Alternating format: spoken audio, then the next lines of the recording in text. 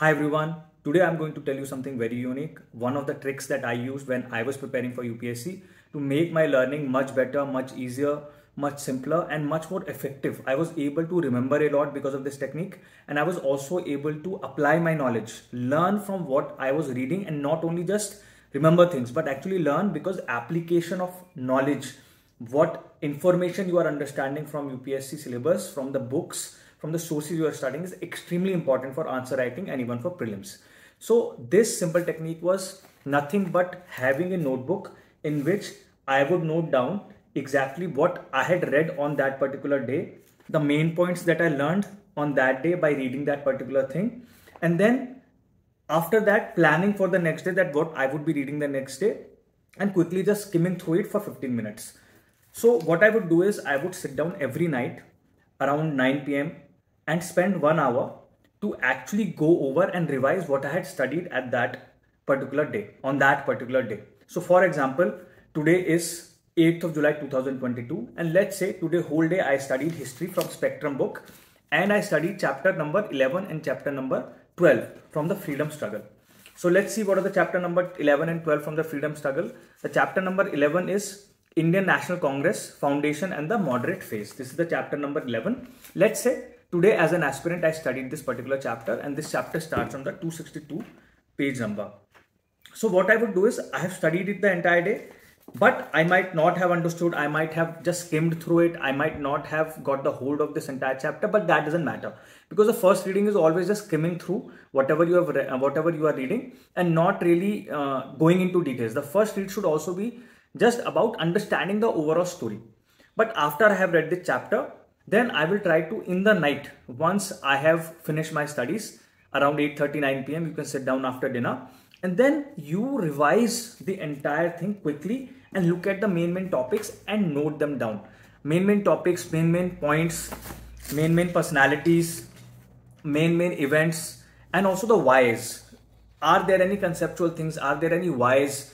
What do I mean by whys? कि कुछ particular event हुआ है, कुछ पर्टिकुलर ये फ्रीडम स्ट्रगल है, ये हिस्ट्री है, तो वो क्यों हुआ, उसके क्या रीजंस थे, या फिर कुछ पर्टिकुलर डिसीजन लिया गया इंडियन नेशनल कांग्रेस उस टाइम पे, या फिर गांधी जी ने उस टाइम पे, जो भी है मैं ओवरऑल आपको बता रहा हूँ, वो चीज आप समझने की कोशिश करिए. या फिर इमरजेंस ऑफ न्यू मूवमेंट हुआ तो क्यों हुआ, तो क्यों जो होता है, whatever is the why behind something, you have to try to learn that and try to remember that. So whole day I have studied the chapter. पूरा चैप्टर में मैंने देखा इसमें क्या क्या बताया गया है. The foundation of the national congress, that in the later 1870s and 1880s establishment of an all India organization could have been done because the ground for it was ready, and the final shape of this idea was given by retired English civil servant A.O. Hume. So इस तरह से ये chapter शुरू होता है, and then it further goes into how the national movement was finally set up, a national organization was finally set up to take forward the Indian national movement against the British, the freedom struggle against the British. So one of the other theories that a lot of historians talk about was the creation of this organization actually a safety valve, so some sort of a way for Indians to release the discontent. Was it actually planned by the British, or was it actually something that Hume had foreseen, and he thought that why not create this organization so that Indians can fume out their discontent. So that is discussed, and that is an important topic, that is an important concept you need to understand. Then what were the aims and the objectives of the Indian National Congress at that time? These can always come because these are important. So you don't need to remember them, just understand them. That to found a democratic and nationalist Indian movement, politicize and politically educate the people of India, establish headquarters for the movement. So all these kind of things, any organization that would be fighting a freedom struggle would want to do that. And India obviously at that time required some organization, some people to bring together the ideas, bring together everyone so that they could work in particular direction against the British. Then this chapter talks about the moderates from 1885 to 1905. Who were the important leaders of the moderates and what was their approach? So it is very important to understand what is the difference between the approach of the moderates and what is the difference between the approach of what the historians have called extremists who came afterwards. All right, so you should understand.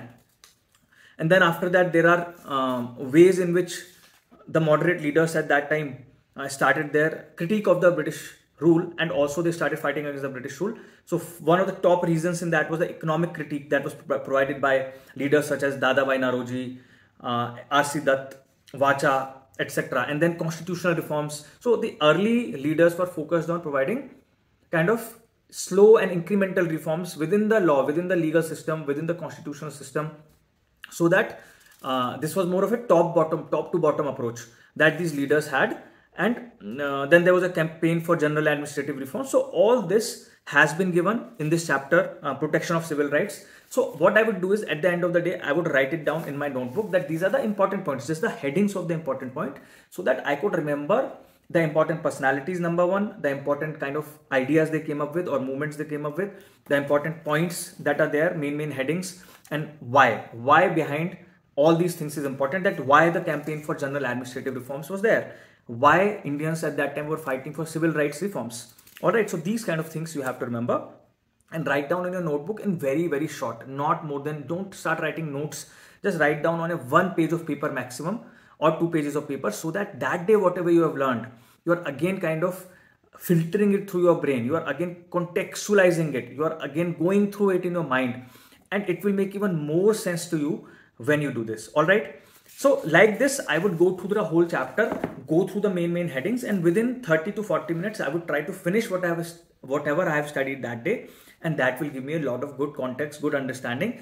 And I am telling you, the amount of impact this particular method will have is astounding. You will learn a lot, you will remember a lot, you will recall a lot, and you will increase your understanding of any particular topic. So in the night, whatever you have studied, write down it on a couple of pieces of paper, pages, maintain a notebook like that, and that will help you to have a deeper understanding of whatever you're studying.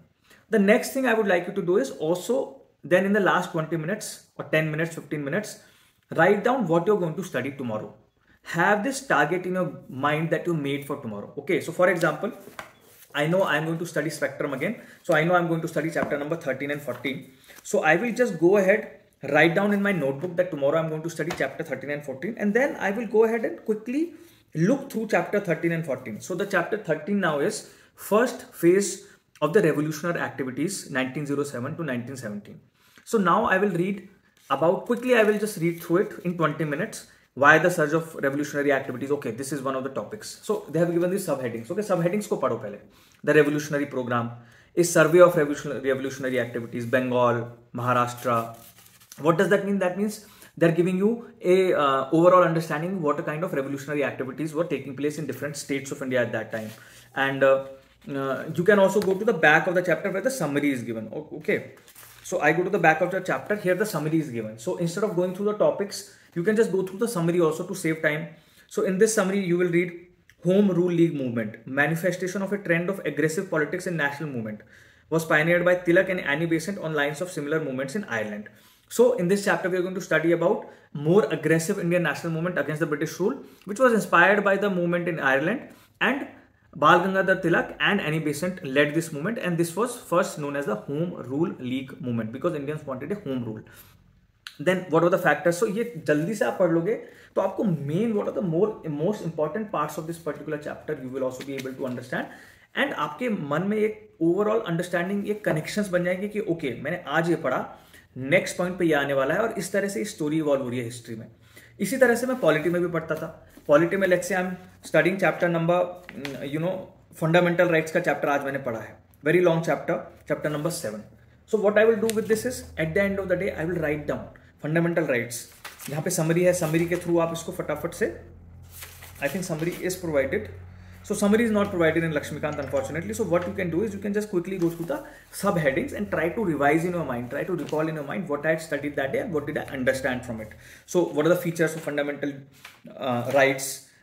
How is the state defined in the Constitution of India? All these kind of things are given, and what are the major rights? तो उसको अपने दिमाग में revise कर लोगे रात में 1 घंटे के लिए, तो उस दिन का आपका पूरा स्टडी एक तरह से एक फ्रेम बन जाएगा. मतलब पूरे दिन जो आपने पढ़ा है, इधर उधर से सीखा है, आपने लर्न करने की कोशिश करी है, उसको आप एक फ्रेम के अंदर डाल सकेंगे, पैक कर सकेंगे, और आपके ब्रेन में वो कहीं पे सिचुएट हो जाएगा. Then it will be much easier for you to recall it, remember it later on.